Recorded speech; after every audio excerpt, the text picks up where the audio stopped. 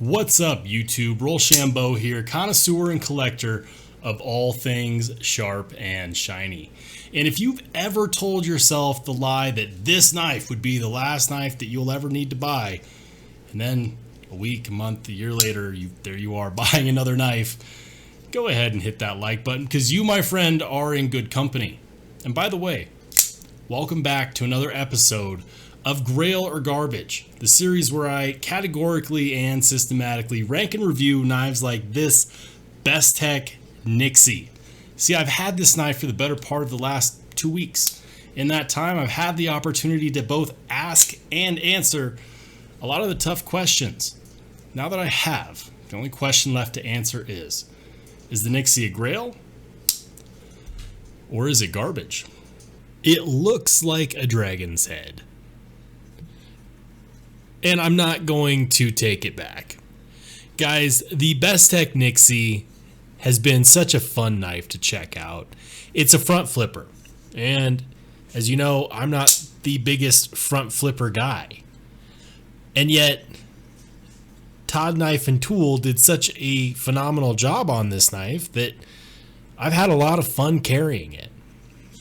Now, if you don't know how this works, with Grail or Garbage, we've got 5 categories. Those 5 categories are materials, ergonomics, the Fidget Factor, lock, and of course, fit and finish. Here's our current leaderboard. As you can see, the Grant Gripper is the only Grail that we have ranked on this channel so far. So until something knocks it off of its throne, the question we will always be asking will be, what's going to be better? I've already gone over the specs in a previous video. That video was the comparison against the Bestech Exploit, which I will link up above. And on this channel, you know how we do it. You know, if you want to check that out, feel free to pause this, click that, come back, and watch the rest of this one. So the first category is materials. The materials on this specific model are S35 VN blade, carbon fiber show side. It's got a titanium backside, titanium milled pocket clip, and titanium backspacer. And you know I love backspacers. All in all, everything is weighed against the value of the knife. How much does it cost? Well, this specific model costs $264. You can get a full titanium version for even less. So it appears that they're adding extra value to the fact that you get some weight reduction with the carbon fiber, and carbon fiber is still a very premium material. It's lightweight and durable, and it's something that feels comfortable in the hand. So for $264, I expected it to bring the pain with the materials, and they do a really good job with their heat treat and with, overall making sure that everything is good. Todd Knife and Tool, a lot of their designs have these options where you can get full titanium or half titanium with carbon fiber, and they always do a good job with that. S35 VN might not be, considered as highly as M390 or 20 CV or MagnaCut, but by no means is it a bad blade steel. It's got really good edge retention. It's going to treat you well, and it's what I would consider to be a premium blade steel. So for those reasons, they're not the most amazing materials, but they're definitely better than average, and they're adequate for the price tag. The price tag being somewhere in the realm of $240 to $260. That means that the materials for the Nyxie are going to score a respectable 7 out of 10. The next category is ergonomics. Now, you can't talk about the ergonomics without talking about the fine details on here, because these are a lot of geometric edges, right? And this pocket clip, while it looks cool, it doesn't necessarily look like it might be all that comfortable. But Bestech has done a phenomenal job of making sure to round off the edges so there's no unnecessary extra sharp edges. Everything is chamfered and knocked down nicely, and you do get this generous forward finger choil. So that's nice. Furthermore, the spine of the blade is crowned. Now, in the past, Bestech has not done crowning on the spine of their Todd knife and tool designs, and maybe that's not their decision, maybe that's just a design decision, but I personally love crowned spines. It's that extra bit of detail of where you might be placing your thumb. And with this blade not being the longest thing ever, you can definitely reach your thumb out. And it does make me wonder, if they could have continued that jimping or put some extra jimping right here, because then you'd have extra leverage, but it would take away from the comfort of the knife. You do have some jimping right here, however, which is really, really well done. As you can see, they go for the tighter jimping up near the top of the front flipper tab and less tight jimping where you're going to be putting your thumb. And just like on the Bestech Dundee, this jimping is roughly the length of an average size thumb, which I think is just a great idea. You don't have to choke up on the knife, although in my opinion that is the most comfortable grip, and I love when knives feel comfortable on your choked up. You can switch it around to a reverse grip, but to be honest with you, that's not the most comfortable or natural feeling grip, and it's really not a grip that you're going to be using all that much. Most of the time it's going to be this, and even this, and this is a knife that's going to excel with all of those cuts, like the utility cuts, whether that's a draw cut or kind of a chiseling cut. It performs really well. Now, is it the most comfortable knife? No. In fact, I would say that if they had rounded these edges a bit more and maybe done some contouring, that would have really been next level, but they didn't.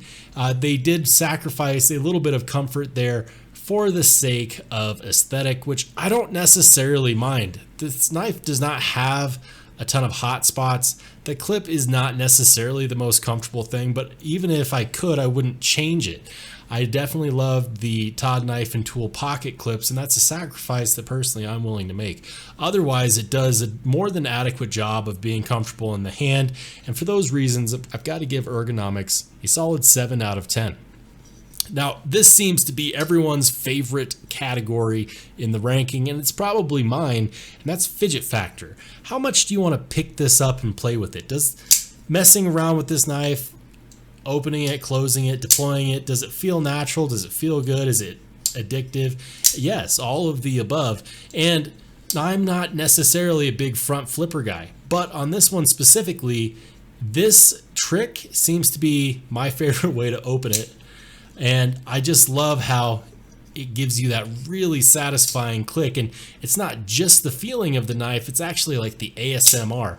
So when we talk about Fidget Factor, we also need to mention a few things. We need to mention the overall action. Now, I've seen videos where people get these and they have kind of a hydraulic fall shut action. This one does not. You do have to shake it shut, but it's not necessarily bad because when you go to do your front flipping on it, it's actually very solid. The detent on this knife is a bit weaker than it is on the Exploit. The Exploit actually has a pretty stiff detent in comparison, especially for a front flipper. But on this, I find that it allows you to do these other front flipping tricks a little bit easier. Aside from being primarily a front flipper, you do get this generous fuller as well as this oblong deployment hole, Spidey hole. And if we look in deep there, you'll see that they actually took the time to knock down those edges by creating a bevel. That is actually really neat, and it's the attention to small details that makes a big difference. So even if you're not a big front flipper guy, you can, of course, Spidey flick this, reverse flick this, whatever you want to do with it. I mean, shoot, you could even blade drop it, and it works just fine. It's fairly fun to play with. But at the same time, it's also not like out of this world. It's definitely a good time, and for that reason, it's going to score another 7 out of 10 for Fidget Factor. Coming up next is the lock mechanism. The lock mechanism obviously is a frame lock. Now, I don't have any qualms with frame locks at all. I like especially how on knives that have fullers and deployment holes, how it gives you extra access to those features. Furthermore, when we look at the lockup on this knife, you can tell that it's a good about 30%, I would say. maybe 32, and it's decent. You have adequate access to that lock bar, and they have this extra little cutout right there, which makes it really easy and convenient to get to. No problem whatsoever. How's the lockup on the blade, you might ask? Well, as you would expect from Bestech and Todd Knife and Tool, there is no wiggle left, right, up and down, no nonsense. You know, it's as you would expect. It's nice and solid. So I don't really have anything to complain about. The lock does have a steel lock bar insert, and something that I'm a big fan of is that all of these screws are the same size, whether you're looking at the pocket clip, the body screws, the pivot, or the lock bar insert, which is steel. They're all T8, and honestly, that is perfectly fine, and it's more than fine. I'm just a big fan of that, and I like how even the lock bar insert has the same size screw. That's just great. Bestech is doing a great job with that, although that could probably be saved for fit and finish. So for those reasons, it is still just a frame lock. There's nothing super special about it. It just happens to be a frame lock that's very well done. And so yet again, it's going to score a solid 7 out of 10 for the lock. And finally, we're on to fit and finish. Now, fit and finish is one of those categories which is more than just about how well it was manufactured. It's how well executed is the knife overall. This is a beautiful knife.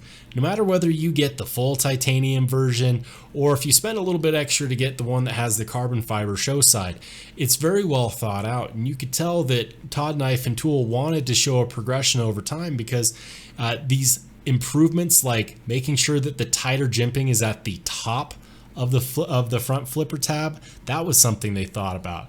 Extra bevels on things like this oblong deployment hole, that was thought about. Putting in a fuller when they didn't have to, that was something they thought about.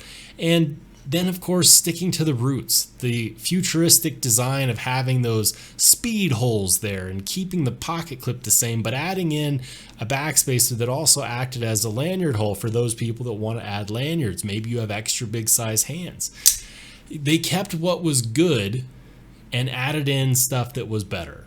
And that's something that I can definitely get behind. Ultimately, I'm very satisfied with this knife. I think that you have to be at the price range of $240 to $260. And that's the only reason why it hasn't scored higher in the previous categories. But for all of those reasons and more, and before I give a score, let me just show you perfect centering. The lockup we already mentioned is good. They added in a backspacer. Hallelujah, love backspacers. And for those reasons and more, fit and finish on this knife is a very solid and respectable 8 out of 10. So if we add that up, what do we have here? Materials was a 7, ergonomics was a 7, fidget factor was a 7, the locking mechanism was a 7, and finally fit and finish is an 8 out of 10. That gives you an overall score of 36. 36 is good enough to place it somewhere between the Spyderco Manix 2 and the Spyderco Yojumbo 2, which is definitely good company to be in. I don't have any complaints about this knife. The only thing that I kind of wish was just a teensy bit stiffer is the detent. And I know that Bestech knows how to do a good detent. Just watch my video on the Bestechman Dundee. If it had the Dundee's detent, it would be game over. As far as I'm concerned, most knives could use that good of a detent. In this case, it's not necessarily terrible. It's just something that I wish that they had considered a little bit stronger detent. Not a big deal. I wouldn't have gone as strong as what you get on the Exploit. But if they had gone about as strong as you get on the Dundee, it would have been a damn big good improvement. Yeah. So guys, if you like this, make sure you hit the like button. If you didn't like it, boo-hoo, there's a button for you too. And if you want to see more content just like it, make sure you hit subscribe. Other than that, I will see you on the flip side.